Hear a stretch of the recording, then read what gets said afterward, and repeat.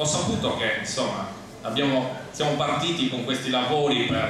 per il collegamento dell'aeroporto con la rete ferroviaria. Quanto tempo più o meno è previsto per l'ultimazione di questi lavori e affinché finalmente anche, diciamo, specialmente i pendolari abbiano la possibilità di finalmente godere di una rete ferroviaria efficiente che non gli fa perdere magari troppo tempo quando da Cagliari devono al mattino andare ad Iglesias o viceversa, partire da Iglesias andare a Cagliari e perdere troppo tempo con il trasporto, diciamo, verso il posto di lavoro. Guarda, poi credo che Marta ci parlerà delle sue idee per questa città e per la sua prospettiva turistica.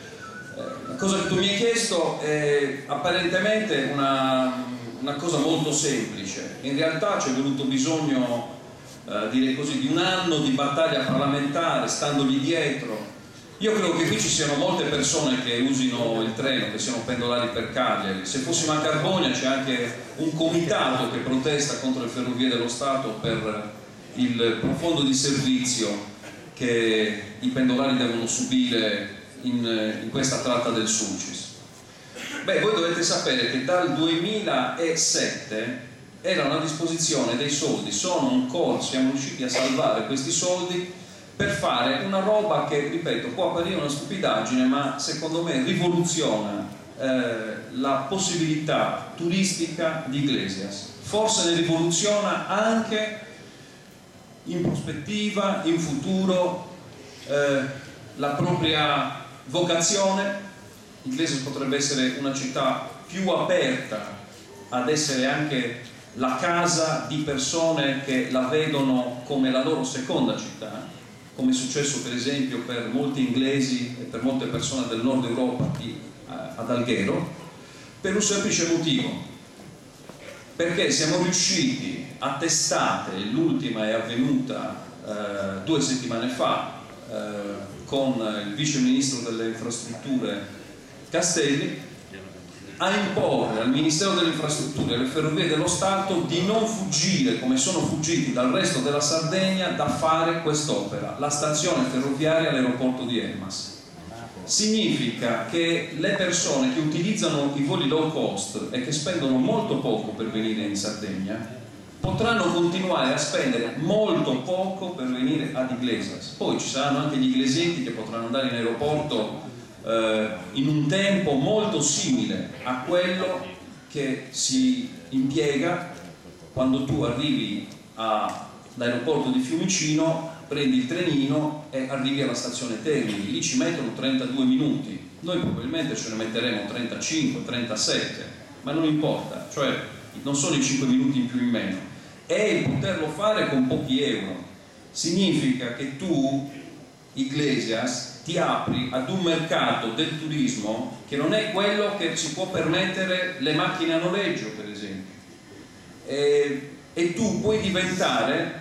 perché saranno aumentate le corse dall'aeroporto ad Iglesias, dall'aeroporto a Cagliari, ti colleghi, ti connetti con quella realtà ormai metropolitana di Cagliari, dove, lasciatemelo dire senza offesa per i nostri amici di quelle parti, la qualità della vita è un pochino inferiore per una persona normale a quella che viviamo noi. Per chi ha dei bambini, per chi deve portarli a scuola, per chi deve tornare da lavoro e torna in un contesto che quello nostro iglesiente è ancora, grazie ai miglioramenti che abbiamo fatto anche con la scorsa amministrazione di centrosinistra, un contesto di pregio urbanistico. Poi bisognerà inventarla la vocazione di questa città, però io credo che è anche qui un piccolo simbolo di apertura di una città che rischia, se vincono gli altri, di tornare al momento cupo dell'isolamento, e invece noi siamo quelli che cerchiamo di aprirla, di collegarla, di connetterla, di farla dialogare. Ecco, io credo che ha un significato questa piccola infrastruttura che verrà completata entro l'anno prossimo. Ci saranno i treni Iglesias aeroporto diretti, Nel frattempo la provincia sta facendo i pullman per i turisti che arrivano in aeroporto e vengono direttamente a Iglesias e nel Sulcis, però io credo che ci sia anche, come dire, una simbologia in tutte queste cose che noi proviamo a proporre. L'innovazione, il lavoro, il modello di sviluppo turistico non in alternativa all'industria, un'industria che deve cambiare, che deve migliorare, l'aiuto che dobbiamo dare ai nostri commercianti, ai nostri artigiani, perché anche loro siano in grado di competere e di competere bene di nuovo con la vocazione di questa città, che è una vocazione di fare e di saper fare e di insegnare a fare. Io credo che se c'è una politica